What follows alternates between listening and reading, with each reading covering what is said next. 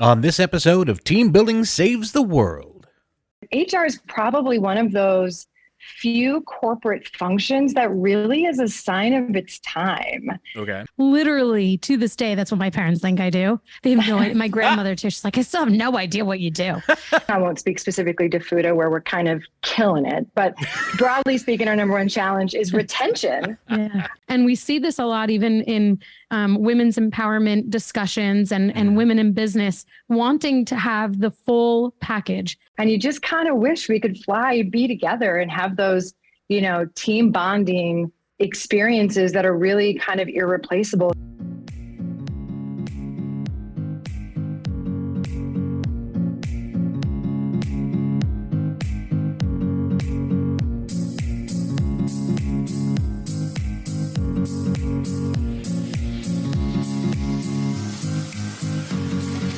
Hello, team. It's me, your old friend Rich Rininsland, host of Team Building Saves the World, the show where I speak to the leaders and innovators in employee wellness and corporate culture on how it reflects in the world of today. And today, we're discussing the future of human resources with the VP of People at Fooda, Emily Karottki, and the Director for Employee Engagement for Legion Technologies and host of the Bringing the Human Back to Human Resources podcast, Traci Chernoff. But first, I need to share some love with my supporters at Team Bonding. If your team is ready to experience teamwork through the power of play, then visit teambonding.com to learn more. Now, team, join me in welcoming my guests, Emily Karottki and Traci Chernoff. Hi, ladies. Thank you so much for coming on. That was actually a small group of people I keep chained up under my desk their entire job just to applaud you. I hope you're paying them. A little bit. I feed them. Is that enough? I don't have an HR, so these are things I don't do. All right. Well, welcome to both of you. What I'd like to do first is to allow my team to get to know you just a little bit better. So, Traci, we'll start off with you. How did you get started in human resources, and what was it about that drew you in? Like so many people, I fell into HR. A lot of people have this story. I actually started at Target. I was an executive team leader for guest experience, which basically means I was a salaried manager managing other managers that led, the guest facing parts of Target. And I was in a huge store, one of the largest in the company in New Jersey. And I had started right out of college. It was a great leadership role. I had no idea what I wanted to do. And through these, the first 6 months, I started to gain this exposure to HR for the first time, actually. And I had always been in different leadership roles in college and high school and things like that.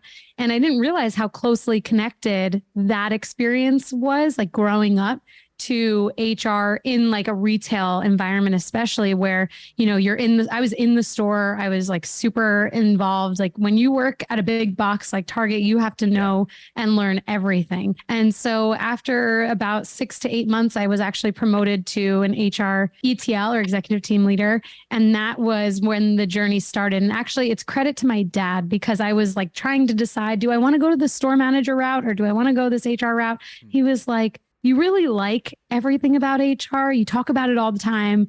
That's going to be like the career for you. There's a career in store management too, but like, go for it. This is what you talk about all the time. And thank goodness I listened well that day, because I don't always. And I followed my dad's advice. And that was kind of the start of the journey. And after about 4 years at Target, I moved to a luxury fashion company. And I was an HR business partner there. And then by the time I left there, after about 4.5 years, I was a director of HR for North America. So now I'm in a tech company focused on employee engagement. And it's been an amazing journey. And like you mentioned, I have my podcast, so HR runs deep over here. Very nice. What about you, Emily? How deep is HR in your bones? Well, it's deep. It's funny. Traci has a similar story to my own. I studied music in college naturally. It's a fitting, segue into HR. But I graduated with a degree from a liberal arts college, and I fell into my first job at a Fortune 500 company. Really, I needed a job. I needed some money. I had a connection to a great company here in Chicago, and it was in compensation and benefits. And I literally didn't even know what compensation meant. It's so obvious to me now, but at the time I think, is if that's pay, like, why don't they just call it pay? But I started in comp and benefits. I had a lot of opportunities at that time and in that company over the 10 years I was there, to try new things, to take on new roles. My next move after comp and benefits was leadership development and succession planning. I was assigned to go here and there and everywhere on interesting assignments, strike contingency planning at one of our business units that was under a strike threat, getting new business units off the ground in New York City. And I really cut my teeth in a lot of different areas while I was there. And the one thing that I was sort of missing after many years, and the CHRO said to me, he said, we got a lot on your resume. You can do anything you want, but you need global experience. The next move you make sure it's global. So I moved to management consulting in an internal HR role, but at a global management consulting firm. And that gave me the opportunity to do just that and support HR in North America, but also in other countries. My role after management consulting was at a financial services company, again, in a global capacity, leading talent development.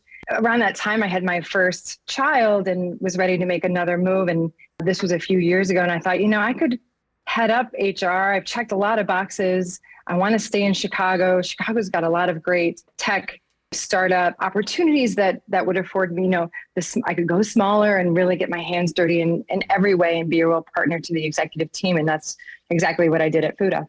Very good. But let's actually talk now, Emily, I'm going to ask you to continue. How would you define HR? Because for a lot of folks out there, I'm sure it all has a different definition.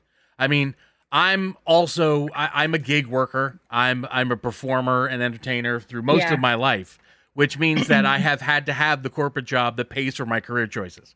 So my experience with HR is, you need this paperwork signed, bring it to HR. That's really all that I knew. So when your personnel department needs you to sign some forms. Exactly. I mean, I was looking up in whether it was 100 years ago when it was the Workers' Welfare Association. Then you're talking about the labor management movement of the 1920s to personnel departments in the 60s and 70s. Then HR. What is it? HR. I'm just thinking this for the first time, but HR is probably one of those few corporate functions that really is a sign of its time. Okay. That, because it has evolved and really, even like what's in a name, like it used to be called, when I was growing up, personnel. Yeah. But growing up, as a kid, and then it was human resources, and then human capital management was sort of the buzz term for a while. And now we're talking about people operations. My title is vice president of people. And I usually tell people that means I'm the head of HR because they don't always necessarily connect those dots. But it's also just a sign of how I think culturally we've evolved. But here's how I would define HR. And maybe I'll start with how I don't define it, because I know Traci gets this all the time too, which is the minute people know that you're in human resources, they say, oh, so you hire and fire people. And I think earlier in my career, I took that a little more seriously. And my answer is always no, I don't do that. My role, and I actually genuinely believe this, and I think this is why this role is well suited for me. I genuinely feel my calling in this role is to enable individuals to have the best, most rewarding career where we are that they can. That when they leave, and everybody leaves eventually, that they have eked out the most value from this experience, from this corporate experience. That's what I want to do. That's what I want to help individuals do, is just have the best time, have the best career, be developed, do the things that are interesting to them. If they're not a good fit, let's find a better fit here or elsewhere. And let's just make sure you're getting the most value out of this experience. And you have the most rewarding, fulfilling career that you can. That's important to me. I think in my role now, also as a partner to leadership and as an active member of leadership, my role is also in HR and people to help get things done. If something needs to occur, some business initiative needs to be done, how can we do that in a way that treats our people fairly and with respect? and of course is legal and checks all those boxes. But I want to be a facilitator and not a Mr. No. Can't do that because of these reasons. Sure. It's really like, okay, that's important to the business. Having a successful business is important to our people. And so how can we get that done in the right way? Okay. Now, Traci, you are listed as the Director of Employee Engagement. So Yes. How would you say that rounds out into the HR umbrella? I have to first say that when Emily mentioned, that it's like the reaction is, oh, you hire and fire. Literally to this day, that's what my parents think I do. They have no idea. My grandmother too. She's like, I still have no idea what you do. And I'm like, what? I tell you, it's just not my fault if you don't understand it. You tell people why they can't have dental. Right. we're trying to help with the understanding. No, but I mean, what I think is so important to think about too with HR is that so often we are a function of the business, a piece of the business, not separate from it. Right. That is often dehumanized. And this is really where I try with my podcast too, to like bring the human back. Yeah. We are talking about human beings that run a function of the business, just like finance, just like marketing, just like operations, right? And yet the flack that we get, there are so many more stigmas. And I'm not saying that it's for an improper reason. There are definitely stigmas for certain reasons, and it's part of our evolution. And I think it's part of the reason why we have become this people operations, function. And I love that analogy that you made, Emily, around like, it's a sign of the times. I totally agree. And when I think about my role, to really specifically answer your question here, this is the first time that I'm not in like a director, business partner specific, like generalist type of role that's overseeing all elements of, HR and the function. Yeah. But I have to tell you, I'm the kind of person that colors outside of the lines anyway. So it's not gotten away from me. I always still touch all the parts of HR, just it's natural in my personality. But really, when we think about HR, and I can only underpin what Emily's already shared, that we are talking about what human beings in an organization are taking away. Are we putting them back out into the universe as better people, more equipped, more productive, more knowledgeable, or are we sending them out with having a really terrible experience? And it's not necessarily our doing all the time. Right. I always say that HR is like the original influencer. So often we're the ones that don't necessarily manage many, if any, individuals, but we have to influence an entire organization to change, to transform, to adopt new things, to think differently. I mean, it's part of the reason why there can be stigmas around being in HR, because there's a perception that we're playing both sides of the fence, when in reality, our job is to take a step back, look objectively at what the situation is, whatever it is, whether it's, succession planning, talent development, or even planning compensation levels, for example. Like all of that has to be done with an objective approach, one that's thinking about all of these moving parts, while also, and that's really focused on the business, but while also looking at the employee and how we can get them to be their best selves. So that's how I see my role. I really see it as just an extension of what I've always done with a more specific title. And I get to do some fun things too, like put on some programs, which is kind of nice because I haven't necessarily been able to do that. And, we're a bit of a smaller team, so we all kind of have to gear up and support one another. And we all kind of color outside of the lines, but really thinking about HR, I think the essence of HR is that a good HR professional is going to be someone that can comfortably operate in the gray area by building really trusting, strong relationships while also being a really strong business partner and with strong business acumen. Yeah, because when I was coming up with, when we were discussing this episode, Anna and I, my producer, the first question that came to my mind, and I didn't want to ask it because it always sounded, it sounded cynical in my own head, is does HR work for the company and sort of in a way of just keeping their employees moving in the direction the company wants to go? Or does HR work for the employees, keeping their benefits moving along in the company over what the company might be considering as their main direction? That is Rich, I'm sorry that I was just didn't mean to cut you off there. No, that please. is a chicken and egg. That is a chicken and egg question. Okay. Because I think the answer is both. our role is to help lead a successful company and make business decisions and get everyone marching in the same direction and clarify priorities and vision and set goals and align them and make sure people understand them so they're engaged. And those are all things that are really in the best interest of the company. But what's a company without its team? Sure. And our number one challenge right now, broadly speaking, I won't speak specifically to Fooda where we're kind of killing it, but broadly speaking, our number one challenge is retention. And you can't do one without the other. And if you want to retain people, right, there's a lot of talk about, why do people leave? Well, they leave because of managers. They leave because, of uncertainty. They leave because of opportunity. And the latest, and I just heard this today, the Microsoft workforce report just out. So the number one reason today that employees are leaving is for professional development opportunities, either lack of where they are or to gain more, in making a move. So I think it's both. And I can just think back to so many conversations with company leaders here at Fooda where it's like, my role in those moments is representing both and making sure that, hey, if we're talking about the business, we can't lose sight of our people. If we're always talking about the people, it's like, yeah, but why are we really doing this? It's for the business. So that's a great question. I don't think it's a cynical one. I think it's a question of balancing those needs.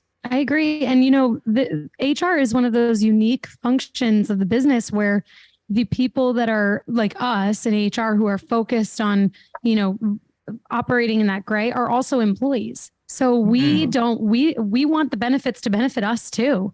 And this is where it's like, when someone, sometimes people will make a comment like, oh, I thought you were going to be like one of those HR people. It's like, that I don't know if that's a compliment or if I'm just hurt, cause it's like, why did you think I was going to like that?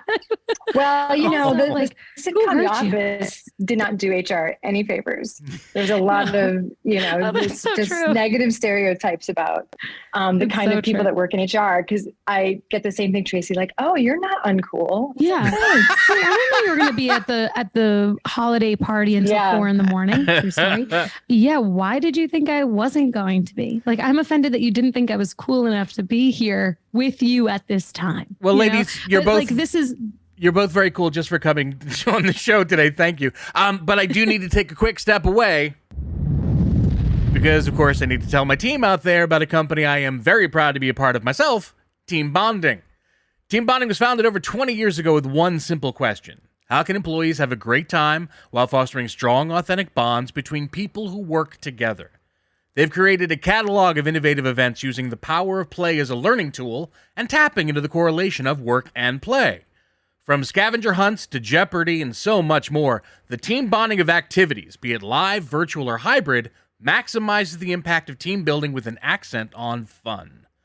So visit teambonding.com to schedule your event now.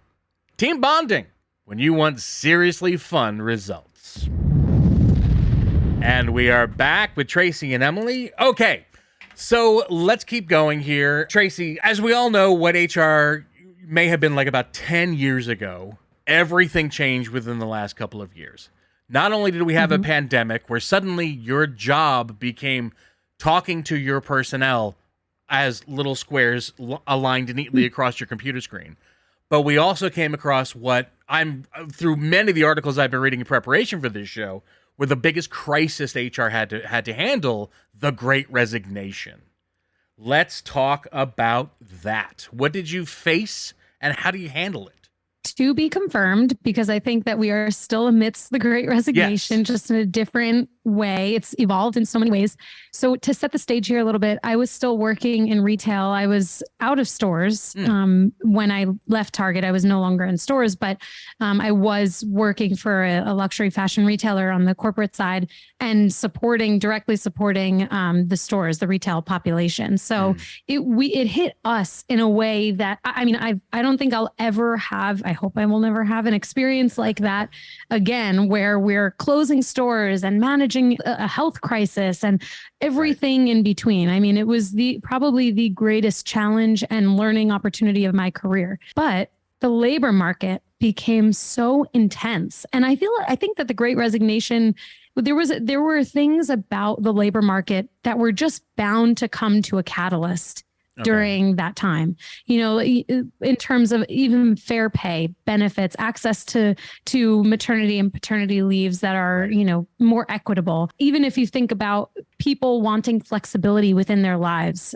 this is kind of tapping into what we do at my current company, Legion Technologies, and what we provide, but really thinking about some of the strains on the labor market before the pandemic, everything just kind of came to a head. And so when I think about that time, I think it just shined a light on what already existed. People were already frustrated that they weren't getting the access to wages that they wanted, specifically thinking about these frontline employees, especially who make up 58% of working eligible Americans. Actually, 58% of working eligible Americans are earning an income on an hourly basis. So when you think about that percentage, it's the majority of Americans, and they continue to be greatly impacted by minimum wage laws and compliance laws and things like that. So again, I think it all came to a head, but what I think is so interesting is that the power dynamic shifted. So we had, employers like, yeah, we're going to offer you this. And, you have to work nights,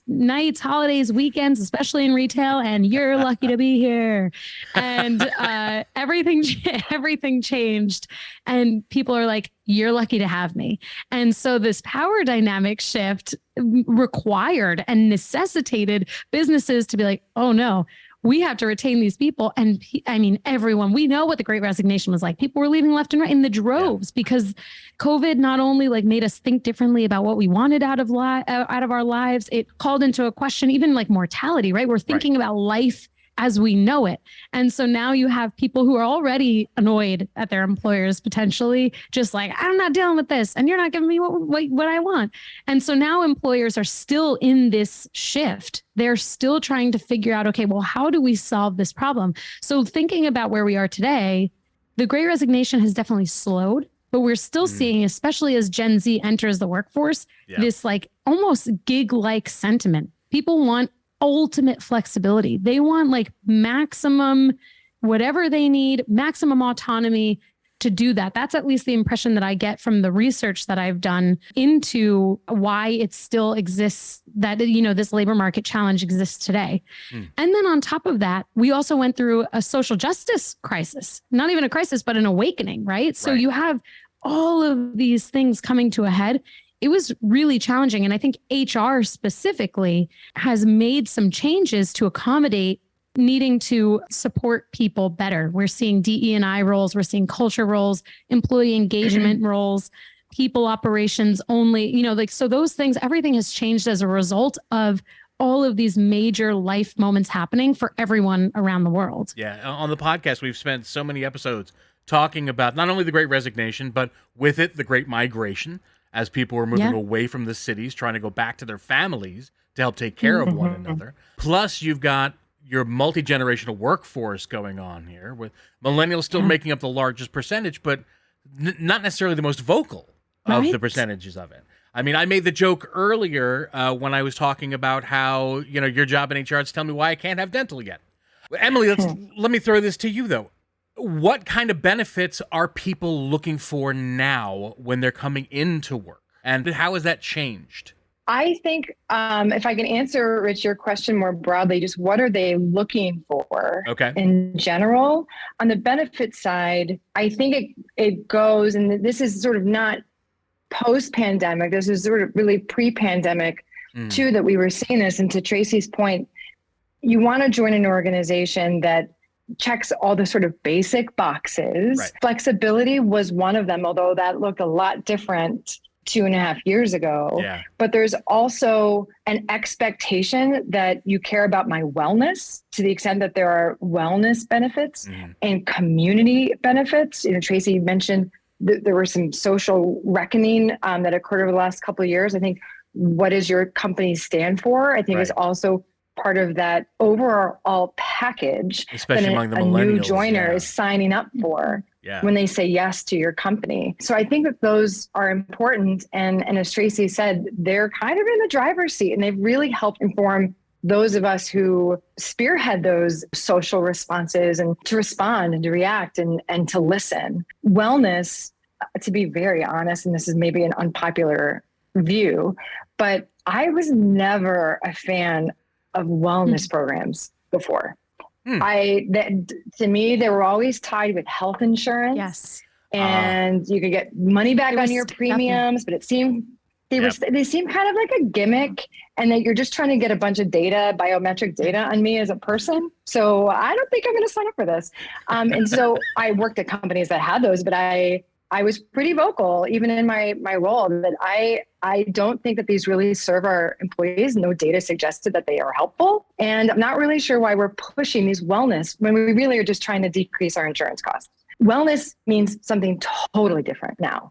And I'd love to hear Traci's thoughts on this too, but from a benefit perspective, just, again, more broadly, it's people want to know that they are working at a place that cares for them, right? One of the things that we just rolled out at Fooda are wellness days. Now, this is not a new concept. We're getting on the bandwagon here, but I think it's really, it sends a great message to our team that we understand that there's PTO, there's vacation and travel, and you should do those things, but sometimes you just need a day.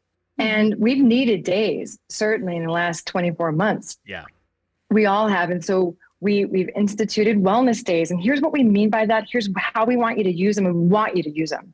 And we kind of say hey, you haven't taken your wellness day yet. Work with your manager, get that scheduled, because we really think it's important for you to not be here for a minute and to truly unplug and to do whatever it is that you need to do to not burn out, to do things that are important to you, to take care of home business, whatever. Those kinds of benefits, and you can call them that, I think are one of the ways that the world and our world has evolved pretty fast over the last couple of years.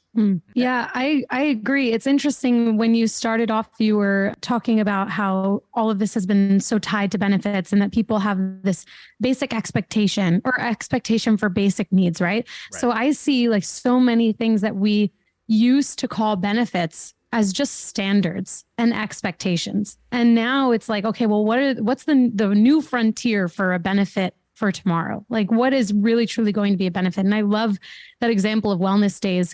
From a wellness perspective, I see it as physical, mental, and emotional. So physical wellness is how are you giving someone the opportunity to go for a walk during the day? How do we make sure that people aren't back to back sitting on Zoom all day, every day? Or maybe even beyond that, how are we getting people out, whether it's team building or a physical movement challenge or something like that, right? Physical. Emotional to me is psychological safety. It might even be mental too, a crossover between emotional and mental. How are we creating a safe environment for people? And then also that opportunity for them to share their ideas, to be themselves. I always say this probably every day. This might become my new mantra. I might have to get a shirt or something where it's you are not a different person between work and home. You are just one person. So I'm not Traci at work and Traci at home. If I can't be myself, then what am I doing here? And so we have to give people that room to be themselves and to be comfortable being themselves. And I realize too, it's really difficult if you're working, I work fully remotely. We don't even have an office. And so you can come in and you don't know anyone. How do you get someone to see who you are?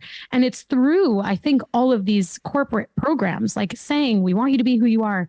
We want you to take wellness days. We're giving you time to, give back to yourself through a reimbursement that can go toward a workout class, right? Something like that. And to kind of close out this idea of physical, emotional, mental, I think the mental piece is also this, I don't want to say it's a trend, but I do think recognizing the shift pre-pandemic to where we are now, people want more separation.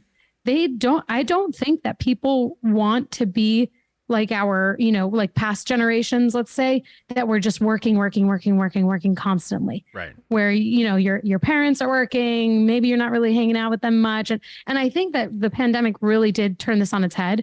And this is just a reflection of what people want out of life. And they want to have really successful careers. And they also want to have really successful home lives.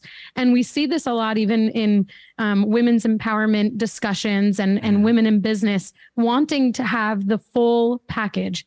To be a mom or to be a caregiver or whatever that might look like for them, and to be at the head of their department or running, being a CEO.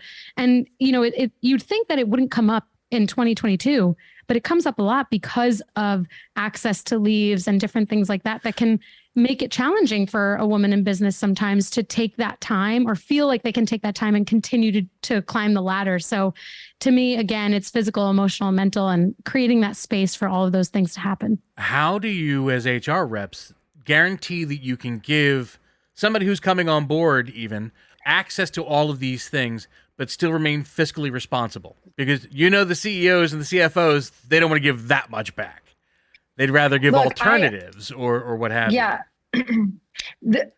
I say a lot to my managers and leaders as we're working through coaching situations or trying to, sell the company to somebody we really, really want to get on board or retain someone that we think is awesome. There are so many things. And in fact, probably the most important things that you can do for people on your team that cost no money. It just doesn't have to cost money. So for example, I mentioned wellness days at Fooda. Yeah. We already had unlimited PTO. It was unlimited. So all we said is we're just going to take a day. For those not in the know, can you define PTO for me? Oh, I'm sorry. Yes. So we have unlimited paid time off. Thank you. It's sort of a use what you need vacation policy. And our issue is not that people take too much of it. It's that they don't take enough of it. And so, and that's not unique to Fooda. That's sort of unique to this. It looks really good on paper and we recognize that, but it's not always very good in implementation because people don't feel like they can take that time. They're not entitled to that time in a way that had they accrued it, they would have earned it and they could use it. Right. And so one of the things that we do at our company is encourage people to take time off. So we carved out a little day and said, look, this is also something that we think is important. And we know you've told us it's important to you. So that's a wellness day. But did it cost us any more money? I mean, I don't let finance hear me say this, but I don't think so. I think it's all part of this unlimited paid time off package. But more than just that, which you actually could tie dollars to, what employees want is usually often not compensation. And it's often not a new paid benefit. Right. They want opportunities. They want to know where they're going and want to have career discussions. They want increased scope of authority. They want new challenges. They want exposure to senior leadership. They want these things that don't cost any money.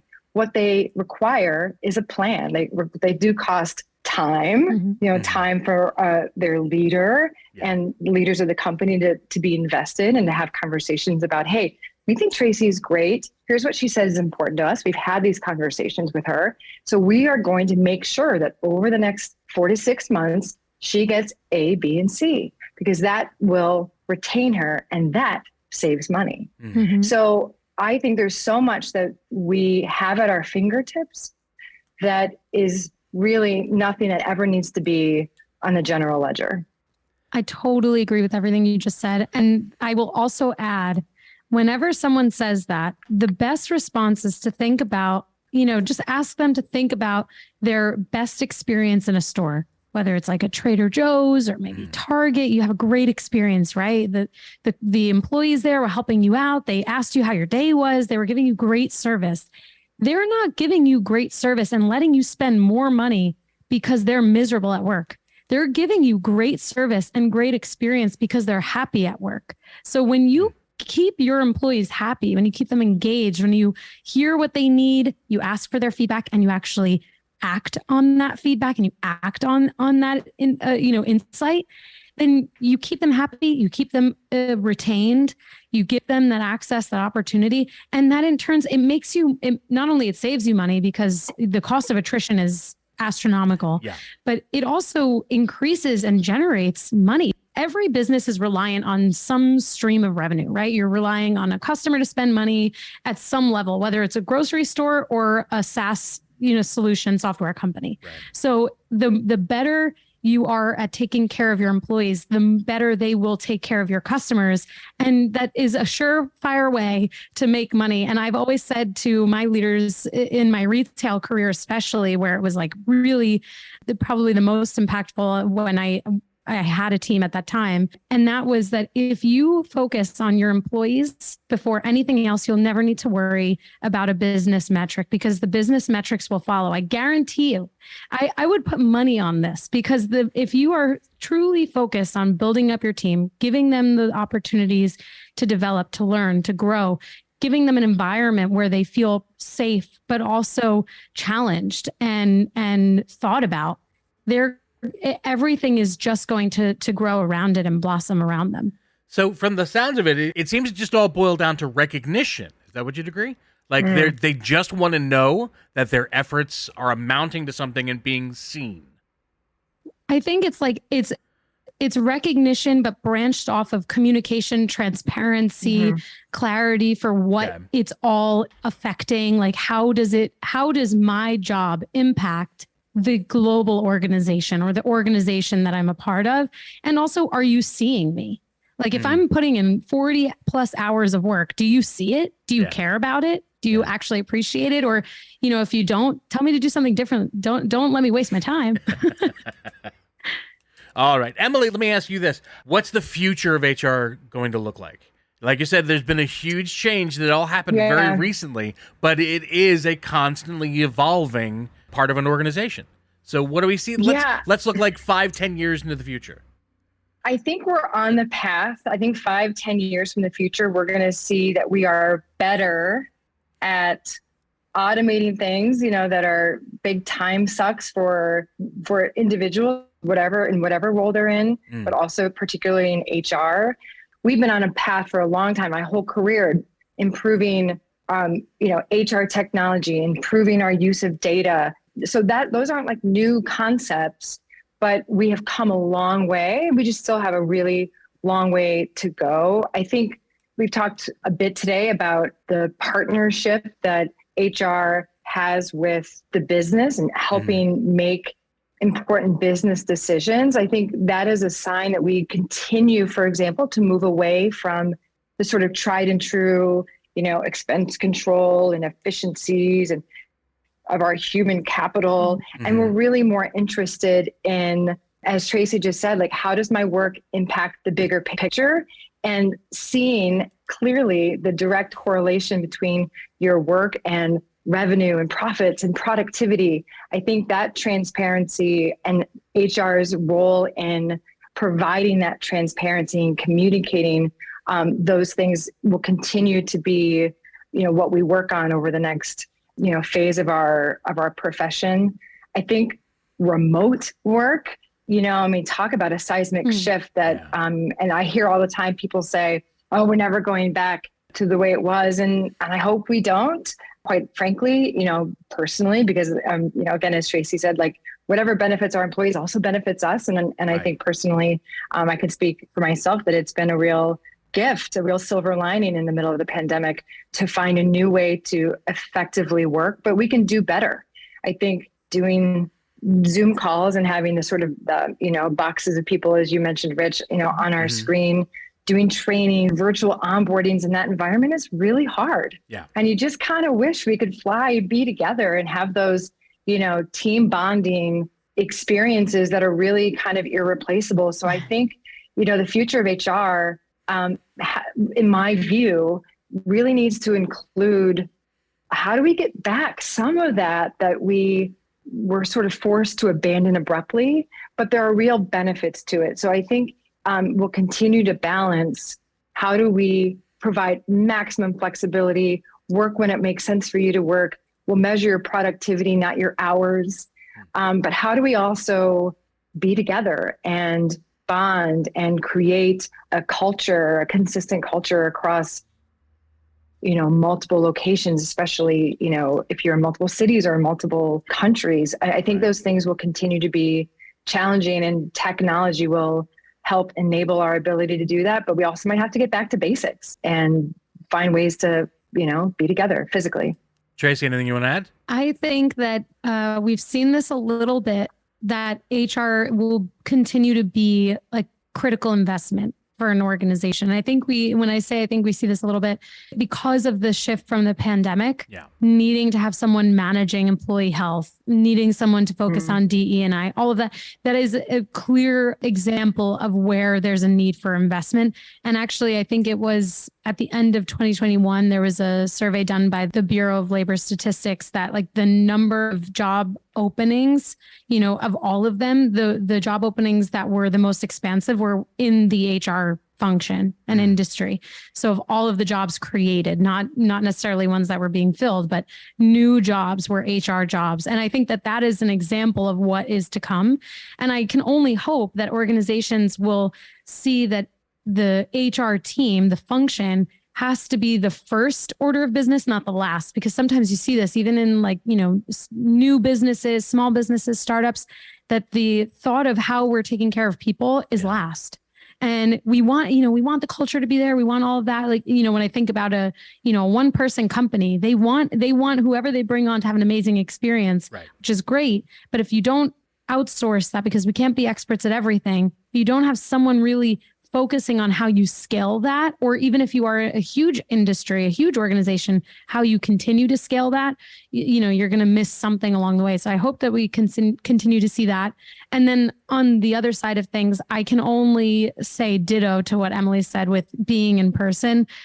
Working remotely, I love it. I never want to go back to the office again, but I would love to meet some of my colleagues in person. And I think that's where it's like, you get rid of an office, you save all of that capital. How do we reinvest that into annual or biannual all hands or team building events that are a week long somewhere, right? Like, I was about to say, I think you guys just need good team building events. It's just like, I can tell you how. Ladies, thank you so very much. This was a great conversation that we could just keep going on and on and on and on about. But I know Emily has to go. So bring us thank back. You. Yes, thank you for having us. I would love to have you both on so we can delve a little more deeply into specifics about the topic. But first, let me just say thank you again to Traci and Emily. Traci, let's start with you. I just say you are the host of your own podcast. Where can my team find out more about you? You can follow me on Instagram, LinkedIn, anywhere with the handle HR Traci. That's HRTRACI. So any / just add HR Traci and you'll find me. I also have a website, hrtraci.com. You can connect with me anywhere. I appreciate it very much. And Emily, how about you? Well, you can find me on LinkedIn, Emily Karottki. I'm the only one, I promise, with that name. So it should be easy to find. And I'd love to connect and continue the conversation. I'm obviously passionate about the topic. Fantastic. Ladies, thank you again. But now, I hope you guys are ready. I was telling you about this before, but guess what? It's time for my speed round. Speed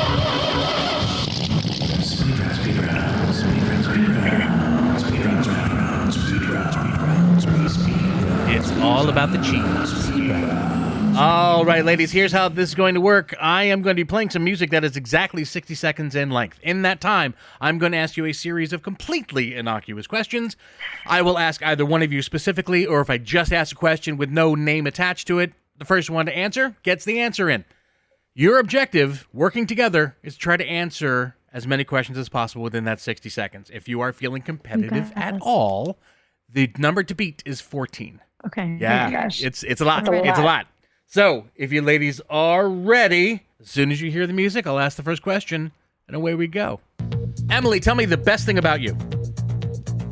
I play the ukulele. Traci, on a scale of 1 to 10, how strict were your parents? 8. Emily, who's the best teacher you've ever had? Mrs. Strickfield. She taught me everything I know about writing. Traci, do you have any pets? Yes, 2 dogs, Dreidel and Peanut. Emily, do you have any children? I have 3, 7, 4, and 1. They're amazing. Emily, which one's your favorite? Oh, pass. Traci, if your pet could actually speak with you, what would you like them to say? I love you. Oh, nice. How would you describe your best friend? Fun. Reliable. What historical figure would you like to meet? JFK. What's your favorite ice Martin Luther King. cream? Favorite ice cream? Yep. Mint chocolate chip. I'll give it to you because mine is also mint chocolate chip. Oh, it's the best. Oh, I do love mint chocolate chip. Yeah. But what's your favorite, Tracy? If it's not Chocolate. Okay. Simple. It's great. Classic. I'm a purist. I just love it. Can't go wrong with chocolate. Well, ladies, you got 10. Oh, come on, give us another round. Next time you're on, you'll get another round. Hey, that's good. Or you know what, fun. Tracy, invite me on your podcast. Well, I'll play whatever game you want to play. I know, we could do that. If I didn't have so many kids, it would have gone faster. So that took a few extra seconds. Once again, ladies, thank you so very much. My team out there, please give a huge round of applause to Traci Chernoff and Emily Karottki. Thank you again, ladies. I look forward to hearing from you and seeing where you go and meeting up with you again in the future. But as for you out there, my team, that's it. We put together another episode of Team Building Saves the World. If you've enjoyed this episode, whether you're new to the podcast or an old fan of the show, please be sure to share it with everyone you know, whether they're a coworker, friend, or family. It helps us to share all of this vital information. You can find out all about us, including all past episodes, at teambonding.com/podcast. You can also find us wherever you find your favorite podcast. Google, Apple, Spotify, wherever you listen, we will be there. And if we're not there, go to all the social medias. Find us at Team Bond Podcast. Leave us a message. Tell me where we're not, because I want to be where you're listening. Plus, while you're on the social medias, hey, do me a favor. Send us a like, share all the information. Tell us what you liked about the show. If you want to hear a future topic on the episode or a future episode for the podcast, let us know that too. I want to hear from you. But most importantly, as we've learned on the podcast today, remember your HR people well. They're trying to take very good care of you, and I want you to take good care of them. But my friends, before we say our final farewells for this episode of Team Building Saves the World, please never forget that if you're within the sound of my voice, you are on my team now, and I am forever going to be on yours. So long, team. I'll see you next time.